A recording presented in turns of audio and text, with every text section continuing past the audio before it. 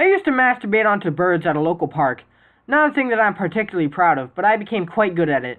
I was taking zinc supplements, so I was shooting massive loads and it became something of a sport to me. For anyone interested, here's your best strategy. First, you need to find an isolated spot so you don't become a sex offender. I found a short kind of channel area where I saw the pigeons would come and congregate. Next, you need to arouse yourself.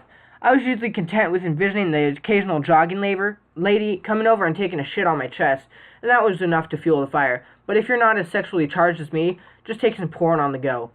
After you're good and horny, you get some bread. My pigeons preferred white bread, but healthier birds might have a taste for honey wheat or maybe even multigrain. Fat, unhealthy birds are slower and easier to hit, so remember that.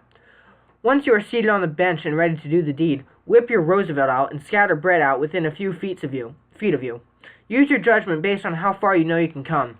I was a lonely and depraved soul who could hit targets the size of a thimble at distances up to 4 feet.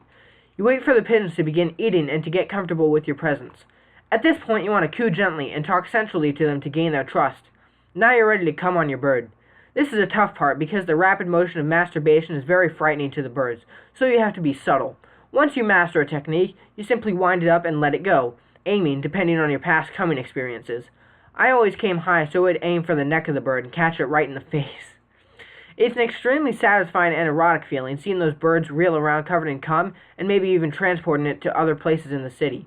Either way, I haven't done it in years, but every now and again, I catch myself gazing wistfully at a flock of birds, cock throbbing and waiting for them to land close to me.